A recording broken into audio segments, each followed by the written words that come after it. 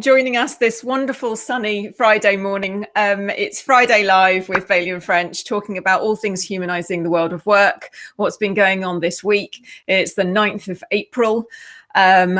Still a monumental amount of stuff happening around us. I'm Alex Bailey, CEO of Bailey and French, and I have Brighton with me this morning. Morning. How you doing? Sunny here in Brighton. Hey. But yeah, we were just having a bit of a laugh coming on live, so that was it's been a fun morning already. So there's a lot going on, isn't there? But it's all positive. It is, and it is positive. And actually, yeah, I read some pieces last night showing that actually the economic forecast is looking better than anticipated for this time already. So that certainly gave me a boost reading that this morning, thinking, yeah, and that was not just UK and Europe, that was pretty much every region. So things are looking up. There's a lot going on coming out of pandemic, reducing social restrictions here in the UK, and there's also a huge amount of other stuff going on across the world that's causing all kinds of changes to ways of working. And really that's what we're talking about, is there's so much going on a weekly basis. We wanted to just open up and share our raw and kind of unscripted chats about what's going on for us, what's going on for our clients, what we're hearing in the markets, and really thinking about how we are talking about humanising the world of work. It's a big, huge, ambitious vision, but actually one that really touches lots of people's values. We are so more aware now and conscious of what we're doing to our people in this world of work. People are looking for more purpose and meaning in what they're doing, and never a better time really to consider really having a positive difference and leaving this world in a better place, really, which is certainly what drives me personally. And yeah, I guess I wanted to catch up with you. And we've discussed quite a lot of stuff this week. I know we've had loads of meetings about lots of different things. What have you been hearing this week? I've got a couple of things I've been hearing, but I'd love to hear from you. Yeah, it's been interesting. Lots of holidays, as you can imagine, but still lots going on. I think even though those people that aren't on holiday, there seems to be an awful lot happening. So there's been an awful lot, of course, and as we were talking about probably the last 2 weeks, actually, it's around disruption. It's about how do we stay focused, how do we stay productive as we shift back into the return of work, and what does that mean? Kind of hope seems to be peaking above kind of a neutral level. Recent stats say so. Globally, everyone's feeling a little bit more hopeful. I think that's with obviously the vaccines and also just feeling like the sunshine's coming out. Like there's just a general feel, especially here in the UK, but I know that's not necessarily everywhere. Change has been a really important topic. People are starting to look at the 6 months, 8 months. So kind of seeing past the trees maybe for the first time a little bit, and done well. They're focusing on, okay, how do we get back to what we were talking about last year, which was just continuous change, continuous adaptability? How do we, as we know, the pandemic's not necessarily shifted what HR and people management is all about, but it's accelerated some key trends, which is that we need to be continuously connecting, continuously building trust, continuously learning so that we can be agile and adapt to change. The people not doing it so well, and the people that are struggling and therefore are kind of having to really work hard at kind of reverse engineering maybe something that they've done, but it's kind of looking at we've made this change because of supply chains or because of the shifts in our service delivery model or whatever it is, and we need your help to kind of make that change stick. And that's really hard. That's really, really hard. So helping people to reverse engineer that a little bit. And also goal setting, of course, it's that time of year. So we're seeing a lot of, how are we connecting? Everyone seems to know and has clocked on that meaningful, purposeful goals is a way of connecting people and to create that shared vision. But actually, how do you do that practically? And how do you actually embody that? How do you not just have that one conversation? And actually, one-to-ones seem to be going really well this year, which is interesting. That's obviously not across everyone, but there's been more positivity than I've had in previous years. so that one-to-one deeper connection that you have. But then they go back to the team level, and people are really struggling at that team level. So that's really, yeah, that's a huge amount, Ant. I know you talk to a lot of people during the week, but it's great that you've seen those themes come through. So thinking about something I read late yesterday was kind of what's bothering CEOs at the moment, and what are they really concerned about. We talked last week about the fact that obviously it's come to the end of the financial year for many companies who run April to April, and actually a year in review and reflection of, certainly in the UK when the pandemic really first had a huge impact here. Being able to reflect in on not just surviving that year, but then, okay, how do we move forward to growth now? What I'm hearing now is that people are more concerned about the speed that picked up through the pandemic. Now, with lots of people able to work from home and potentially moving things forward individually quite significantly far, perhaps with less connection and less collaboration, which we'll come on to in a moment. But it seems that some projects have advanced rapidly, and there's become this rapid speed to keep up, to keep surviving, to keep getting through. We know that's caused a huge amount of really deep fatigue and burnout for many people, particularly with the additional pressures around homeschooling, etc. But from what I can understand is that people are nervous now, leaders are nervous now about losing that speed. Because as we have a return to the office space and more of this hybrid working, you've got more of that interaction, collaboration, connection, distraction that actually essentially does slow things down in the short term, but we know is far greater, more greatly impactful in terms of the innovation and the creativity needed to actually advance and grow rather than just survive and get through. So there's some really interesting connectivity pieces going on here. And you mentioned, people having great one-to-ones, which is fantastic that leaders have, really found ways to virtually connect and have that meaningful human connection with people individually. But yes, my goodness, I think we are seeing something very obvious here about how do we get back to team? Because relying on high performing individuals who are just running on adrenaline is literally just going to lead to burnout.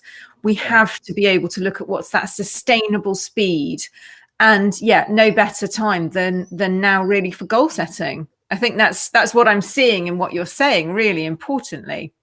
Yeah, and teams across levels, really encouraging organizations. Yes, they might have a purpose in mind, but not many are really putting it out there. And again, we were talking about this last week, where it's almost that psychological safety. Hey, employers aren't going to get it right all the time. And I hate the word employees and employers, but, people are going to get this wrong a little bit. We're experimenting, and that's the point, and that's the growth. That's progress. That's great.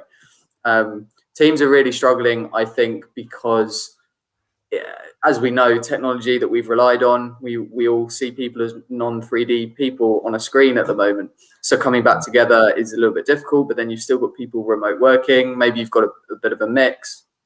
So where goal setting and things may have been, you've built skills over time, all of those skills are kind of a bit redundant. And you've got to relearn some of them or relearn how to do them authentically. We've spoken a lot about how do you create these behaviors, these skills, but then how do you actually apply authentically across different situations with different people? How do you intelligently and authentically apply those behaviors? And it's not easy. No, it's not. And it really changes, doesn't it, when you're in person? Obviously, I've seen a few people over the last couple of weeks that I've not seen for a long time, and also met someone who's joined the company recently who I've never met in person. And it was really interesting. It was fantastic. I've got to say, I have missed being in presence of people so much. But it was really interesting how it changed the dynamic of the relationship. And it wasn't dramatic, but it was different. And it's that, isn't it? It's that, how do we capture, almost allow that to be, Well, I guess create the space for it. How do we create the space for that realization, that understanding?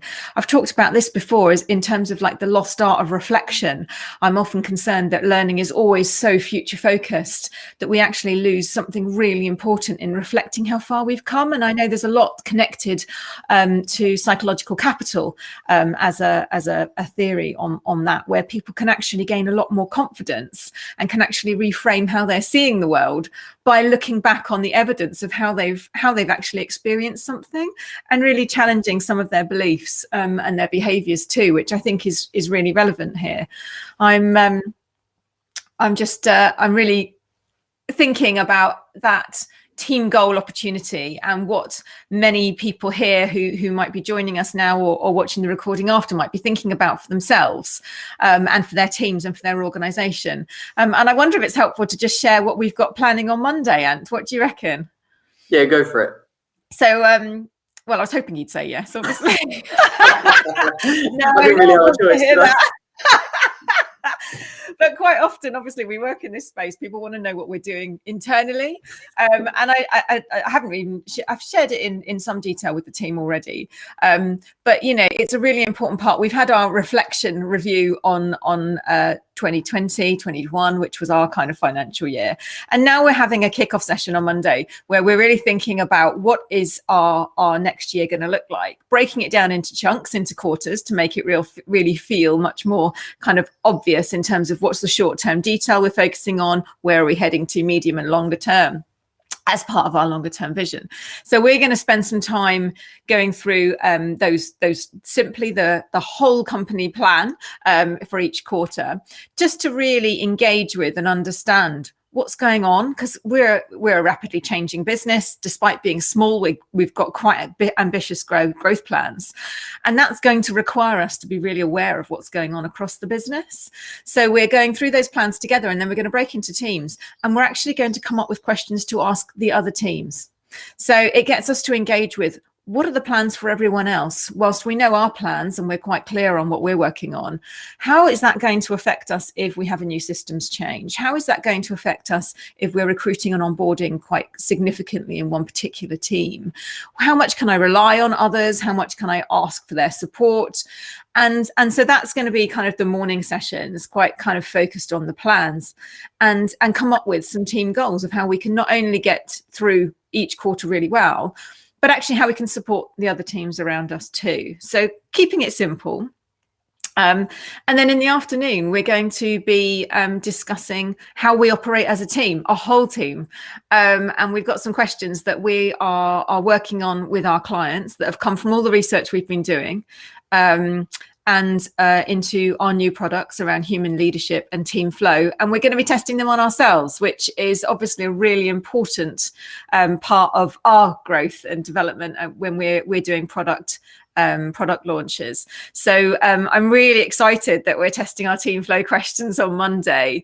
And we're going to be going through those together and really thinking about how are we supporting each other to flow and to be able to be our best, to use our strengths and to perform and feel like we're doing really, really well. So we're going to do that in the afternoon in teams. And then we're going to come back together to talk about, what does that mean for us? Does that change anything in terms of the plan? What does it accelerate? How do we look at our priorities together? And that will be the first time that we've done that. Obviously, we've still got people dialing in virtually into that. So we've got some technical challenges, I would say, but perfect opportunities to bring people into just really rich discussions. So we're just going to make use of all the tech we've got, the laptops, the screens, dial people in different locations, obviously keeping to all our social distancing measures and guidelines. We're very lucky, obviously, to have quite a large office, lots of fresh air. So yeah, that's what we're looking at. And I think for the team goals aspect, it's that simplicity that's always worked for me when I've been internal in organizations. The complexity of trying to understand everyone's detailed plans just switched me off, really. So it was, how do I understand what's the one key thing that team really cares about this quarter? How can I help them do that? Yeah. And keeping it simple. Yeah, absolutely. And this is what you were saying about the CEOs, what's on CEOs' minds right now. And it is about sustainable growth. It's not about, right, how can we give people a real injection of boost for Q1? and then everyone's going to burn out. And we talk about this, and we talked about it in previous sessions. Productivity can often be the mask of burnout. You know, oh, well, they're doing really well, and you know, they're pushing really hard, so they must be doing okay. No, they're just trying really, really hard because they're conscientious, brilliant people that you've hired. And actually, the sustainable businesses, the businesses that are going to thrive in Q2, Q3, Q4, and for years to come, are going to be the ones that do take this time. And I'm not just talking about a team away day. I am talking about continuous, connected human conversations about strengths, about risks, and about keeping goals really, really succinct and really, really, really simple. Even more so now, because a complicated plan in amongst a tremendous amount of change. A, the plan's probably going to change, but B, you've got too much going on. You haven't got enough room up here. Well, I haven't. I like to keep things really simple because I just can't, you know, and I know that will be the same for a lot of other people. You know, we need, work is about, life comes first, and we're working in the flow of life, not the other way around. And I think that's really, really, really important. We need to help people thrive at life, and then those goals slot in alongside them. The goals aren't the main thing that we hold on to, and if we don't achieve those goals, well, we must be terrible people. That it's not about that. No. I'll caveat what I've just said, because obviously high performance, it is about achieving those goals, but it's about doing it in a really human, really trusted, connected, honest and appreciative way. Yeah, and I'm obviously I'm with you on that in terms of the human aspect of it. It's people need to feel that they're being included in it. It's not just, you know, the juggernaut of the business moving forwards, and they're kind of in that wake of it. And it sounds to me like what's needed really is not only the creation of and the holding of space for people, but the protection of it by managers and leaders. Is that, you know, being able to say, actually, we're taking some time out because, you know, maybe 3 people have come back in that haven't seen people for a while, and we're going to sit and just share some stories of what's gone on for the last year, because we haven't really had that chat yet, and people are maybe still a bit unaware of what people have been through and lacking in understanding to be able to be sensitive and nervous as well. People care so much, they almost don't want to say something wrong or don't want to ask people, goodness me, how are you? Are you all right? How did you get on, you know, driving into work today for the first time again? You know, for some people, and there was certainly for me at some points during the lockdown, I didn't drive for long periods of time. We had to recharge the battery on the car because it had gone flat. So, you know, for some people that is a nervous thing, is getting into the car, perhaps if they don't want to get the train, or and allowing people the space to say what's going on for them, to be human first, and then to be able to actually engage. And I think as well, what we're talking about here is, it's not all about the output, is it? It's not all about having the perfect, beautiful team goal plan that every team comes out with, like, yay, we've hit it. Is actually the act of engaging, of talking and discussing the plan, even if you don't come to 10 perfect conclusions, is just building the understanding. It's building the connection, the awareness of what's going on around me. What's my context? You know, I might have been working on one big program for the past few months, but my goodness me, I hadn't realized that actually the business is taking this turn. And, you know, here we've got quite an ambitious strategy. And I think I get what that bit is, but I've no idea what that really means. That could be really important. And it's about starting to build those pieces, because clarity, as we know, changes so much anyway. And there's a huge difference between personal clarity, team clarity, company clarity, and kind of doing just the standard cascade of documents is just, you know, such a small part. It's not really that two-way engagement communication. And I think those the team goals that you're talking about, it's having that meaningful purpose. I think lots of people raring to go as well. I don't want to assume that everybody's, burning out and fatigued. I know there is quite a difference between the population of those people who are desperate to get on and do something meaningful, really excited about being back in the environment they enjoy. It's there's a balancing act to do, and it's that creating that space for that to be okay for everybody. Definitely. And kind of, we talk about the Perma Model, which is obviously based on work by Martin Seligman. To thrive and to feel great in work and in life, just generally as human beings, we need a sense of meaning, but we also need a sense of accomplishment.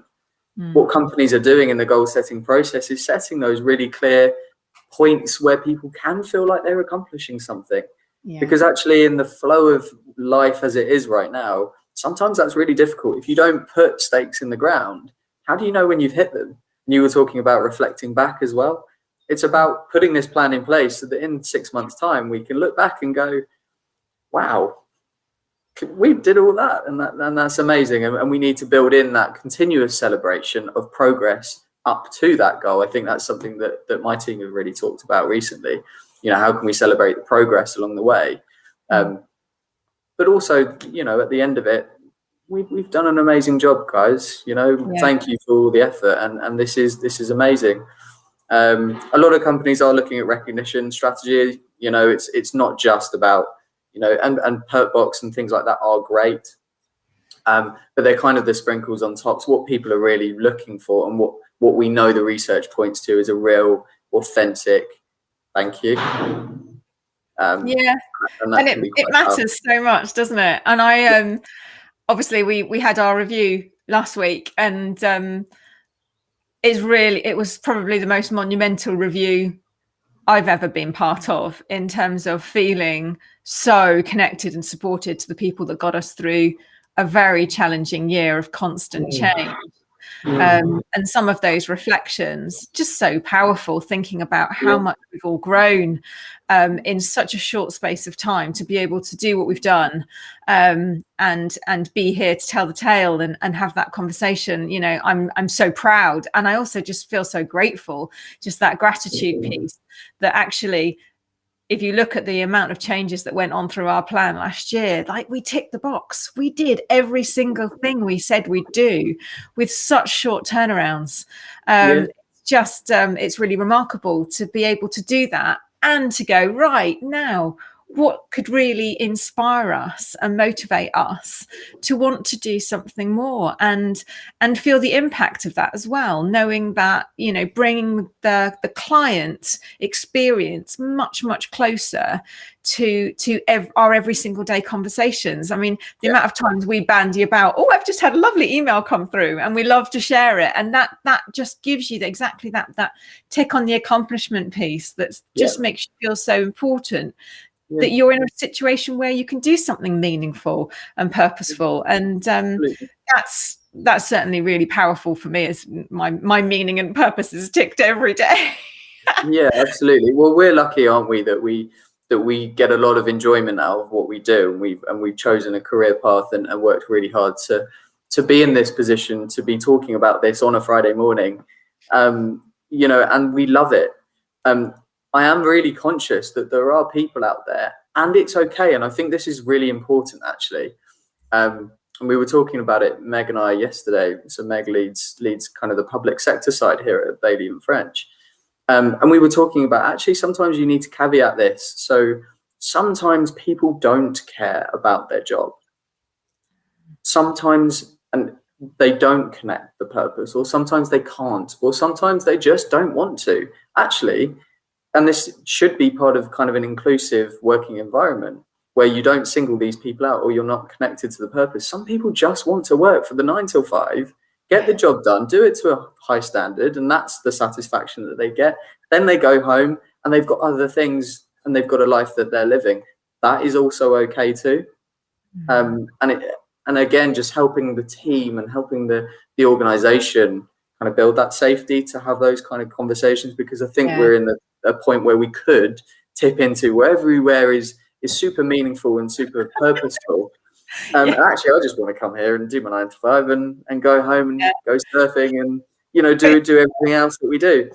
So it's an interesting balance, but I think that honesty and that transparency is, as long as you're having the conversation, right? That's what it's about. No, and you're so right, Ant, because you know exactly that. And I, you know, I won't call them out, but I've had some humdingers of jobs in my time where I have very much been looking forward to the end of the day.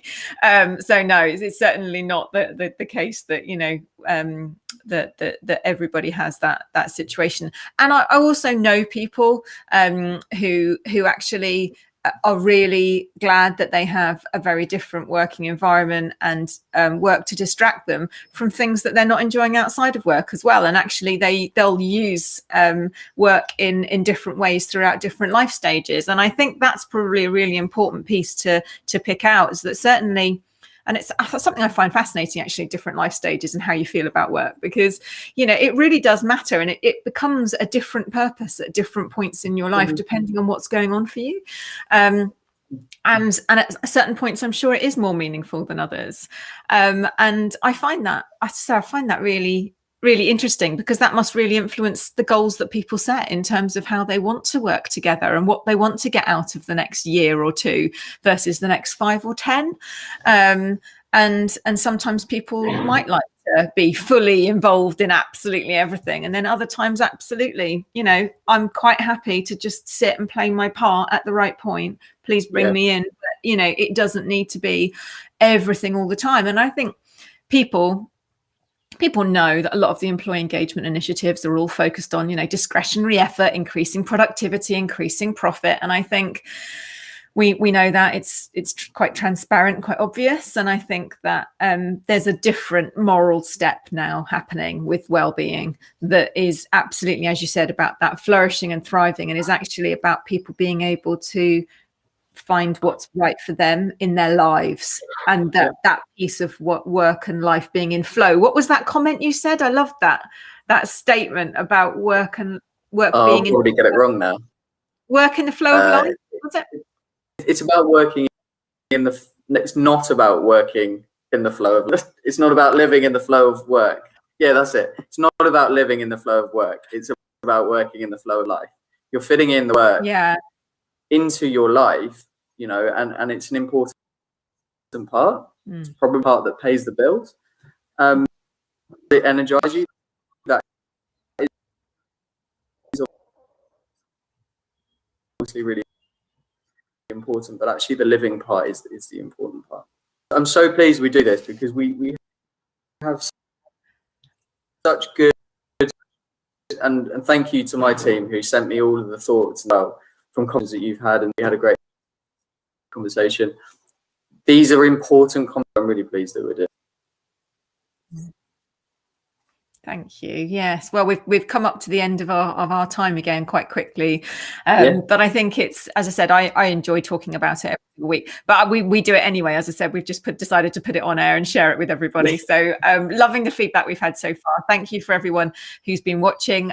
We're here Friday Live, 8:30 GMT every week, just talking about what's going on for us, for our clients, and how that can be humanized more in the world of work, to support people to really, exactly as Ant said, to have work in the flow of life, rather than life being in the flow of work. And I think that's a nice tagline. I think that's going to be the tag for this video. So yeah, thanks again, and I hope you have a great day. And I can see the sun shining there down in Brighton. Yeah, I've been a bit blinded throughout this, but it's really nice. See, hopeful. When the sun's out, there's a lot to be grateful for. There is. I'm very grateful today. So thank you so much for your time. I hope you have a great day. Everyone who's watching this is available to be watched on all our channels, LinkedIn, YouTube, and Facebook. So the recording will be available, but please do get in touch if you want to have a chat with us. So take care. See you next week, hopefully. All right. Speak to you soon. Next week. Speak to you later. Bye-bye.